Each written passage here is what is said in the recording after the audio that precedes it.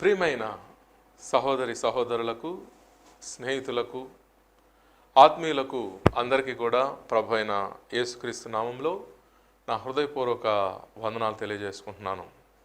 Welcome to the spiritual program messages of the gospel of God's one and eternal kingdom. దేవుని రాజ్య సువార్త సందేశాలు అనే ఈ ఆత్మ సంబంధమైన పరిశుద్ధ కార్యక్రమానికి ప్రభు అయిన యేసుక్రీస్తు నామములో అందరికీ నా హృదయపూర్వకమైన ఆహ్వానాలు పలుకుతూ శుభాశీస్సులను తెలియజేసుకుంటున్నాను. దేవుని యొక్క కృప కొరకు వేడుకొని ఈ కార్యక్రమంలో మనం ముందుకు వెళ్దాం. ప్రార్థన చేసుకుందాం. మహోన్నతుడా, కృప కలిగినటువంటి మా ప్రియమైనటువంటి తండ్రి, ఈ సమయమందు మీ సహాయం కొరకు వేడుకుంటూ ఉన్నాం. కార్యక్రమం చివరి వరకు కూడా మీ తోడు, మీ నడిపింపు మాకు దయచేస్తారని, మరి జీవితానికి పరిశుద్ధ బైబిల్ గ్రంథము ద్వారా మీరు ఏర్పాటు చేసినటువంటి అనేకమైనటువంటి జవాబులు మరి ఎన్నో ఉండగా వాటిలో మరి ఒక జవాబును మేము ఈ ప్రోగ్రాంలో ధ్యానించడానికి ప్రయత్నం చేస్తుండగా మీ పరిశుద్ధమైనటువంటి ఆత్మ సహాయమును మాకు దయచేయండి. మీ నడిపింపు, కృపా సహాయం మాకు దయచేస్తారని, ఈ కార్యక్రమం మీకు మహిమార్థమై మేము చేయనట్లుగా మాకు మీ సహాయం దయచేస్తారని, మా యొక్క పరమ పవిత్ర శిరస్సు, మా యొక్క పరమ పవిత్ర బోధకుడైనటువంటి యేసు పరిశుద్ధ నామములో ఈ ప్రార్థన మీకు సమర్పించి స్తుతించి వేడుకుంటున్నాము తండ్రి, ఆమేన్. ఈ కార్యక్రమంలో మరి దేవుని యొక్క ఆత్మ సంబంధమైనటువంటి ఆ యొక్క రూపాన్ని మనం జ్ఞాపకం చేసుకుంటూ తర్వాత పాఠంలోనికి వెళదాం. ఎందుకంటే ఆత్మ సంబంధమైనటువంటి పరలోక జీవితము, ఆత్మరూపి అయినటువంటి దేవుని సన్నిధానము, ఇదే మానవులకు అన్ని సమస్యలకు కూడా తిరుగులేని దేవుని జవాబుగా ఉంది. అందువలన మనము ఏ దేవునితోనైతే జీవించబోతున్నామో ఆయన యొక్క ఆత్మ సంబంధమైనటువంటి ఆ రూపమును మనము ఈ సందర్భంలో ధ్యానం చేసుకొని తర్వాత దేవుని వాక్యంలోనికి వెళ్దాం. ఆరాధించెదము ఆత్మతో నిరతము యెహోవా దేవుని మనమంతా, ఆనందగానము మనసార చేయుచు, ఆనందగానము మనసార చేయుచు, అనుదినం కీర్తింతుము రారాజును, అనుదినం కీర్తింతుము రారాజును, ఆరాధించెదము ఆత్మతో నిరతము యెహోవా దేవుని మనమంతా, అక్షయనాథుడు అద్వితీయుడు పరిశుద్ధ దేవుడు నిత్య నివాసియు, అక్షయనాథుడు అద్వితీయుడు పరిశుద్ధ దేవుడు నిత్య నివాసియు, ఆద్యంతరహితుడు అదృశ్య రూపుడు, ఆద్యంతరహితుడు అదృశ్య రూపుడు, అమరుడయ్యున్నవాడు మన దేవుడు, అమరుడయ్యున్నవాడు మన దేవుడు, ఆరాధించెదము ఆత్మతో నిరతము యెహోవా దేవుని మనమంతా, సమస్తమునకు జీవాధారుడై శ్రేష్టైవులనిడు జ్యోతిర్మయుడై, సమస్తమునకు జీవాధారుడై శ్రేష్టైవులనిడు జ్యోతిర్మయుడై, భువియందు కృపచూపు కరుణా సంపన్నుడు, భువియందు కృపచూపు కరుణా సంపన్నుడు, యుగములకు కర్తయై శ్రీమంతుడు, యుగములకు కర్తయై శ్రీమంతుడు. ఆరాధించెదము ఆత్మతో నిరతము యెహోవా దేవుని మనమంతా. దేవుని యొక్క పరిశుద్ధ వాక్యము యొక్క ధ్యానం కొరకు అందరికీ కూడా ప్రేమపూర్వక స్వాగతం తెలియజేసుకుంటూ వాక్యాన్ని ప్రారంభిస్తున్నాను. భూమి మీద జీవితము దేవుడు నరులకు భోగభాగ్యాలను ఎల్లప్పుడూ కూడా సుఖ సంతోషాలను అనుభవించడానికి ఇచ్చాడా, లేక దేవుడు మానవునికి జీవితం ఎలాగిచ్చాడు అనేది వాక్యంలో నుంచే ఒకసారి ధ్యానం చేసుకుందాం. యోబు గ్రంథము 14వ అధ్యాయము 1వ వచనము, స్త్రీ కనిన నరుడు కొద్ది దినముల వాడై మిక్కిలి బాధనందును. Mortals born of woman are of few days and full of trouble. కాబట్టి భూమి మీద మానవుడు ఎదుర్కొనేది ఏమిటి అనంటే సుఖభోగ భాగ్యాలు, వీటిని ఎదురు చూడలేం. వాక్యం చెప్తూ ఉంది భూమి మీద జీవితము ఇవి కొద్ది దినములే. ఈ కొద్ది దినములు కూడా ఎలా ఉంటాయంటే ఫుల్ ఆఫ్ ట్రబుల్ అంట. మిక్కిలి బాధలతో మానవుడు జీవితాన్ని గడపాలని మరి వాక్యం తెలియజేస్తూ ఉంది. అండ్ వన్ మోర్ వాక్యం తీసుకుందాం. ప్రసంగి గ్రంథము 3వ అధ్యాయము 10వ వచనము, నరులు అభ్యాసము పొందవలనని దేవుడు వారికి పెట్టి ఉన్న కష్టానుభవమును నేను చూచి తిని. I have seen the travail which God hath given to the sons of men to be exercised in it. So భూమి మీద మానవ జీవితము దేవుడు ఇచ్చింది ఎలాగిచ్చాడంటే it is given as a travel అన్నాడు. ట్రవెల్ అంటే పెయిన్ఫుల్ ఆర్ లబోరియస్ ఎఫర్ట్, అంటే పెయిన్ తోటి లేబరస్ ఎఫర్ట్ తోటి కూడినటువంటి మానవ జీవితమే దేవుడు మనిషికి ఇచ్చాడని వాక్యం తెలియజేస్తూ ఉంది. మరి అలాగే ప్రసంగి గ్రంథము 2వ అధ్యాయము 22-23 వచనాలలో, సూర్యుని క్రింద నరునికి తటస్థించు ప్రయాసం అంతటి చేతను వాడు తలపెట్టు కార్యములన్నిటి చేతను వానికి ఏమి దొరుకుతున్నది? వాని దినములన్నీ శ్రమకరములు, వాని పాట్లు వ్యసనకరములు, రాత్రి అందైనను వాని మనస్సునకు నెమ్మది దొరకదు. So in Ecclesiastes 2nd chapter 22nd and 23rd verses, what do people get for all the toil and anxious striving with which they labor under the sun? All their days their work is grief and pain. Even at night their minds do not rest. This is the human life that is described by the Holy Bible. So anxious striving తో కూడిందే మానవ జీవితం, grief and పెయిన్తో కూడిందే మానవ జీవితం. So శ్రమలతో వ్యసనకరమైన పాట్లతో కూడినదే మానవ జీవితం అని పరిశుద్ధ బైబిల్ గ్రంథం తెలియజేస్తూ ఉందండి. ప్రసంగి గ్రంథము 12వ అధ్యాయము 7వ వచనము, మన్నైనది వెనుకటి వలనే మరలా భూమికి చేరును, ఆత్మ దాన్ని దయచేసిన దేవుని యొద్దకు క్యాష్ టు గో, వెళ్ళాలి. So and the dust returns to the ground it came from and the spirit returns to God who gave it. మరి ఈ ధూళిలో కలిసిపోవలసిందే మానవ దేహము, మంటిలోనికి చేరవలసిందే మానవ దేహం అని వాక్యం మనకు తెలియజేస్తూ మాట్లాడుతూ ఉంది. ప్రసంగి గ్రంథము 3వ అధ్యాయము 20వ వచనం, సమస్తము మంటిలో నుండి పుట్టెను, సమస్తము మంటికే తిరిగిపోవును. All are from the dust and to dust all return. మరి భూమి మీద మనం వచ్చేటప్పుడు ఒంటరిగా వస్తాం. వచ్చినప్పుడు ఈ తాత్కాలికమైనటువంటి ఈ దేహంలో నివసించే అవకాశం దేవుడిస్తాడు. మరి ఈ దేహాన్ని కూడా మనము మనతో తీసుకెళ్ళలేం, దీన్ని మళ్ళీ మట్టికి ఇచ్చేసేయాలి. ప్రసంగి గ్రంథం 5వ అధ్యాయం 15వ వచనం, వాడు ఏ ప్రకారముగా తల్లి గర్భము నుండి వచ్చునో ఆ ప్రకారముగానే తాను వచ్చినట్లే దిగంబరిగానే మరలపోవును. తాను ప్రయాసపడి చేసుకున్న దానిలో ఏదైనాను చేత పట్టుకొని పోడు, అతడు వచ్చిన ప్రకారముగానే మరలపోవును. As he came forth of his mother's womb, naked shall he return to go as he came, and shall take nothing of his labor which he may carry away in his hand.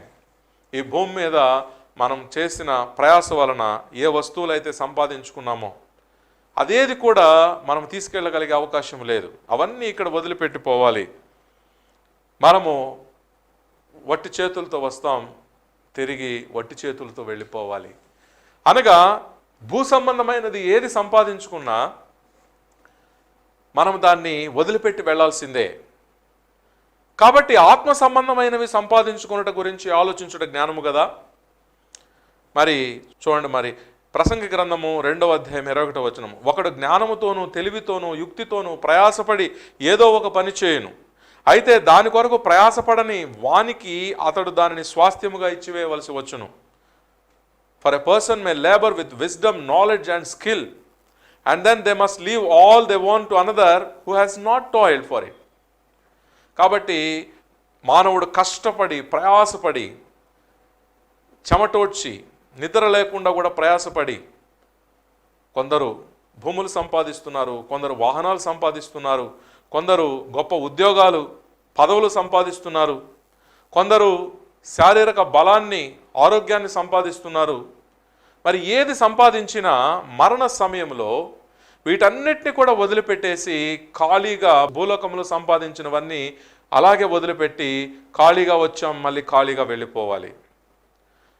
మరి ప్రసంగి గ్రంథము 6వ అధ్యాయం 7వ వచనం మనం చదువుకుంటూ ఉంటే, మనుషుల ప్రయాసం అంతయు వారి నోటికే కదా, అయినను సంతుష్టి లేదని చెప్తూ ఉంది వాక్యము. All the toil of man is for mouth, yet his appetite is not satisfied. ప్రసంగి 6వ అధ్యాయము 7వ వచనం మనతో ఇలాగ మాట్లాడుతూ ఉంది, మనుష్యన్ పడుం ప్రయాసం ఎల్లాం అవన్ వాయికాగత్తానే, అవన్ మనదుక్కో తృప్తిల్లై. తృప్తి లేదు. శరీరానికి ఎన్నిసార్లు నోటి ద్వారా మనము తినిపించినా ఈ శరీరానికి మాత్రము తృప్తి లేదండి. ఎన్నిసార్లు దాహము నోటి ద్వారా తీర్చినా ఈ శరీరం ఇక నాకు చాలు, నాకు తృప్తిగా ఉందని మాత్రం చెప్పదు. చనిపోయే ఆఖరి క్షణం వరకు కూడా ఆకలి కోసం, దప్పిక కోసం, వాటిని తీర్చడం కోసం మనము ప్రయాసపడాల్సిందే. We have trouble, we have toil to satisfy these natural drives as long as we live in this physical body. మరి ఇలాగూ సమస్యలు, శ్రమలు, నొప్పితో కూడినటువంటి మానవ జీవితాన్ని దేవుడు మానవునికి ఎందుకు ఇచ్చాడు? ఇన్ని సమస్యలు, ఇన్ని శ్రమలు కలిగినటువంటి, బాధలు, కష్టాలు, అవమానాలు కలిగినటువంటి ఈ మానవ జీవితాన్ని దేవుడు మనిషికి ఎందుకు ఇచ్చాడు? ఒక ఆత్మగా శరీరంలోనికి పంపిస్తున్నాడు. ఈ శరీరము మామూలు శరీరం కాదు. ఇది నిరంతరం తన కోసం పోరాడమంటుంది, తన ఆకలి తీర్చమంటుంది, తన కామం తీర్చమంటుంది, తన దప్పిక తీర్చమంటుంది, తన వ్యాధుల నుంచి నిరంతరం తనని కాపాడమంటుంది, తన ముసలితనాన్ని కాస్త వాయిదా వేయమంటుంది, దానికోసం పోరాడమంటుంది. నిరంతరం ఈ శరీరము తన కోసము పోరాడమంటూ ఉంటుంది.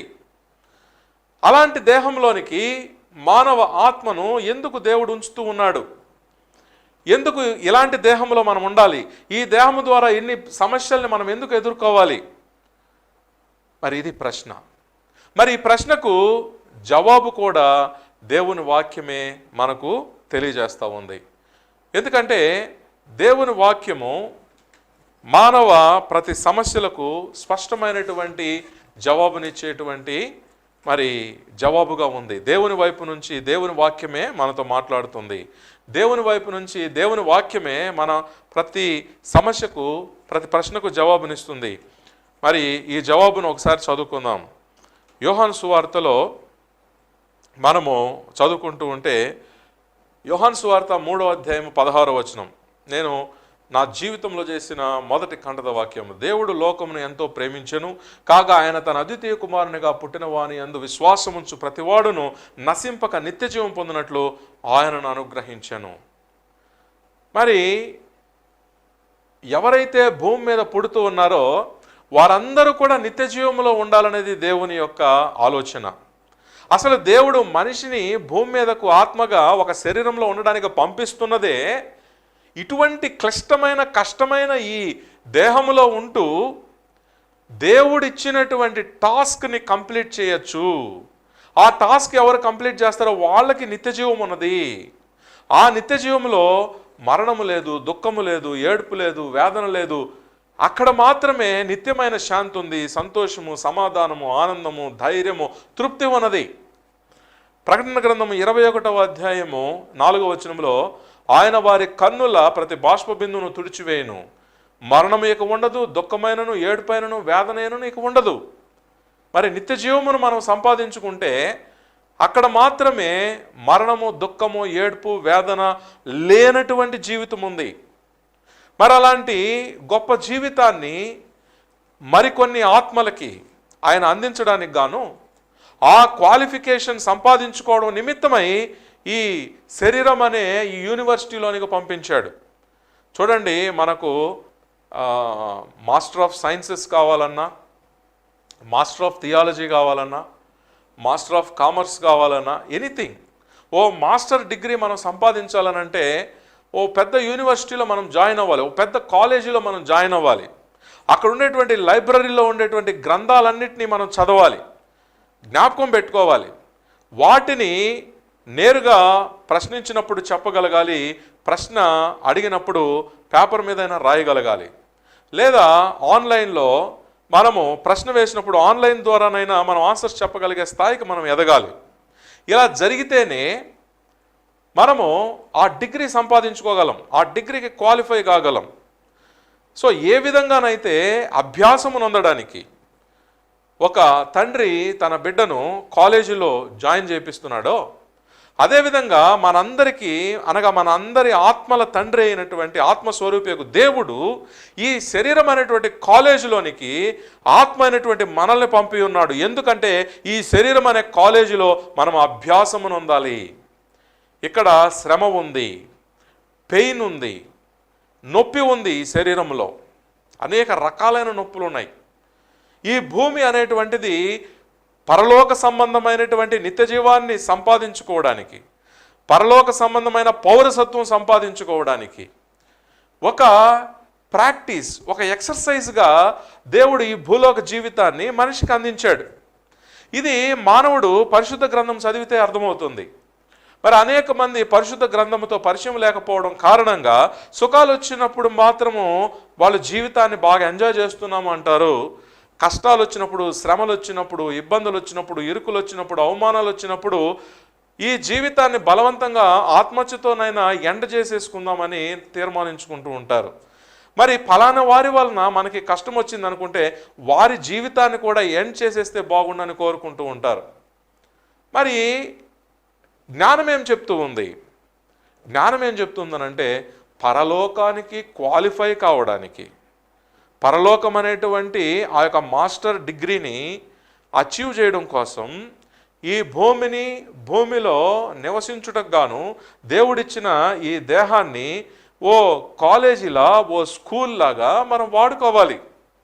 వాడుకుని మరి పరలోకానికి క్వాలిఫై కావాల్సినటువంటి ఆ డిగ్రీ ఏదైతే ఉందో ఆ డిగ్రీని మనం సంపాదించుకోవాలి. మరి పరలోకాన్ని మనం సంపాదించుకోవడం కోసం దేవుడు దేన్ని ఒక డిగ్రీగా ఆయన క్వాలిఫికేషన్ కోసం ఆయన గుర్తిస్తాడు అని మనం ఆలోచిస్తే మరి మనం వాక్యంలో నుంచే ఆన్సర్స్ కూడా మనం చూద్దాం. మొదటగా అపొస్తలుడైన పౌలు ఎఫెసీయులకు రాసిన పత్రికలో 4వ అధ్యాయము 24వ వచనం, దేవుని పోలికగా సృష్టింపబడిన నవీన స్వభావమును ధరించుకొనవలెను. మరి ఈ శరీరంలో మనకు ఎదురయ్యేటువంటి కష్టాలు, శ్రమలు, అవమానాలు, బాధలు, హింసలు, ఈ న్యాచురల్ డ్రైవ్స్ తోటి జీవితాంతం మనం పోరాడేటువంటి పోరాటము, వీటన్నిటి వల్ల మనం ఫైనల్గా సంపాదించుకోవాల్సింది ఏమిటి అంటే దేవుని పోలికగా సృష్టింపబడిన నవీన స్వభావాన్ని మనం ధరించుకోవాలి. కాబట్టి ఆ నవీన స్వభావం మనకు ఎలా తెలుస్తుంది అని అంటే దేవుడు మనల్ని ఎంతగానో ప్రేమించి యోహాను సువార్త 3వ అధ్యాయం 16వ వచనం ప్రకారముగా ఆయన తన అద్వితీయ కుమారుణ్ణి మనకు కానుకగా ఇచ్చారు. మరి ఆయన యందు విశ్వాసం ఉంచడం ద్వారా, ఆయన మాటలు వినుట ద్వారా, ఆయన ఆజ్ఞలను పాటించడం ద్వారా మనము దేవుని పోలికగా సృష్టింపబడిన నవీన స్వభావమును మనము ధరించుకోగలుగుతాం. ఇది దేవుడే మనకు స్వయంగా చెప్తున్నటువంటి మాట ఉంది. లూకాసు వార్త 9వ అధ్యాయం 35వ వచనంలో, మరియు ఈయన నేనేర్పరచుకున్న నా కుమారుడు, ఈయన మాట వినుడని ఒక శబ్దం ఆ మేఘములో నుండి పుట్టెను. కాబట్టి దేవుడు స్వయంగా యేసు ప్రభు యొక్క మాటలు మానవాళి వినాలని ఆయన స్వరము వినిపించి మరి చెప్పడం మనం చూస్తూ ఉన్నాం. ఎందుకు ఆయన మాట వినాలనంటే మత్తయి సువార్త 17వ అధ్యాయం 5వ వచనంలో అతడు ఇంకను మాట్లాడుచుండగా, ఇదిగో ప్రకాశమానమైన ఒక మేఘం వారిని కమ్ముకొనెను. ఇదిగో ఈయన నా ప్రియకుమారుడు, ఈయన యందు నేను ఆనందించున్నాను, ఈయన మాట వినుడని ఒక శబ్దం ఆ మేఘంలో నుండి పుట్టాను. ఎందుకంటే దేవునిని ఆనందింపజేసేటువంటి వ్యక్తిత్వము, దేవునిని ఆనందింపజేసేటువంటి జీవితము యేసు ప్రభు దగ్గర ఉంది కనుక ఆయన మాట మనం వినాలి. ఆయన మాట వింటేనే దేవుని పోలికగా సృష్టింపబడిన ఆ యొక్క నవీన స్వభావమును మనము ధరించుకోగలుగుతాం. మరి యేసు ప్రభు యొక్క స్వరూపం మనం గమనించినట్లయితే గలతీయులకు రాసిన పత్రిక 4:19 నా పిల్లలారా, క్రీస్తు స్వరూపము మీ యందు ఏర్పడు వరకు మీ విషయమై మరల నాకు ప్రసవ వేదన కలుగుచున్నది. కాబట్టి పరలోకంలో ప్రవేశించడానికి దేవుడు క్వాలిఫైయింగ్ డిగ్రీగా దేన్ని గుర్తిస్తాడంటే క్రీస్తు స్వరూపాన్ని. క్రీస్తు స్వరూపం మన యందు ఏర్పడితే మనం పరలోకానికి క్వాలిఫై అయ్యేటువంటి డిగ్రీ అదే. మరి రోమీయులకు రాసిన పత్రిక 8:29 ఎందుకనగా తన కుమారుడు అనేక సహోదరులలో జ్యేష్ఠుడగునట్లు దేవుడు ఎవరిని ముందు ఎరిగనో వారు తన కుమారునితో సారూప్యము గలవారుటకు వారిని ముందుగా నిర్ణయించెను. For those God foreknew, he also predestined to be conformed to the image of his son, that he might be the firstborn among many brothers and sisters. మరి చూస్తే ఇక్కడ మనకు అర్థమయ్యేది ఏంటంటే సన్ యొక్క ఇమేజ్ అనగా యేసు ప్రభు యొక్క ఇమేజ్లోనికి, యేసు ప్రభు యొక్క వ్యక్తిత్వపు సారూప్యంలోనికి మనము ఎదగడానికి ఈ కష్టాలని, శ్రమల్ని, బాధల్ని, అవమానాలని, హింసల్ని మనం ఉపయోగించుకోవాలి. అలా ఉపయోగించుకొని క్రీస్తునకు కలిగిన సంపూర్ణతకు సమానమైన సంపూర్ణత మనం సాధించినట్లయితే మనము పరలోకాన్ని సంపాదించుకుంటాం. పరలోకాన్ని సంపాదించుకుంటే అక్కడ మాత్రమే దుఃఖము కానీ, ఏడ్పు కానీ, వేదన కానీ, మరణము కానీ ఇక ఎన్నడూ మనల్ని తాకలేవు. ఆకలి దప్పికల నుంచి సంపూర్ణమైన విముక్తి అక్కడే మనకు దొరుకుతుంది. చూడండి, మరి ఎఫెసీయులకు రాసిన పత్రిక 4:11-12 మనం అందరము విశ్వాస విషయంలోను దేవుని కుమారుని గురించిన జ్ఞాన విషయంలోనూ ఏకత్వం పొంది సంపూర్ణ పురుషుల మగు వరకు అనగా క్రీస్తునకు కలిగిన సంపూర్ణతకు సమానమైన సంపూర్ణత కలవారు మగు వరకు ఆయన ఇలాగ నియమించాను. until we all reach unity in the faith and in the knowledge of the Son of God, as we mature to the full measure of the stature of the stature of Christ. కాబట్టి Christ స్టేచర్లోనికి మనం mature అయితే అదే పరలోకానికి మనల్ని qualify చేసేటువంటి degree. కాబట్టి ఈ భూలోకం అనేటువంటిది ఒక కాలేజ్ లాంటిది. ఈ కాలేజీలోనికి దేవుడు మనల్ని ఎందుకు పంపించాడంటే ఇక్కడ ఉండేటువంటి శ్రమల్ని, ఇక్కడ ఉండేటువంటి హింసల్ని, ఇక్కడ ఉండేటువంటి ఈ ఎక్సర్సైజ్ ఏదైతే ఉందో ఈ భూమి మీద వాటన్నిటినీ మనం కంప్లీట్ చేసుకుని, ఆ టాయిల్ ఏదైతే ఉందో దాన్ని మనం కంప్లీట్ చేసుకుని, ఎఫర్ట్స్ ఏవైతే ఉన్నాయో వాటిని మనం కంప్లీట్ చేసుకుని తద్వారా మనము క్రైస్ట్ స్టేచర్లోనికి మనం ఎదగాలి. క్రైస్ట్ ఇమేజ్లోనికి మన ఇన్నర్ పర్సనాలిటీ ఎదగాలి. అందువలన ఆ క్రైస్ట్ ఇమేజ్, క్రీస్తు స్వరూపం అది మన ఆత్మలో తయారవ్వాలి. మన ఆత్మ భూమి మీదకి వచ్చేటప్పటికి అందులో క్రైస్ట్ ఇమేజ్ లేదు, క్రీస్తు స్వరూపం లేదు. సో పరలోకములో ఆకలి లేదు, దప్పిక లేదు, దుఃఖము, ఏడ్పు, వేదన, మరణము లేదు. క్రీస్తుతోటి యుగయుగాలు జీవించేటువంటి జీవితం.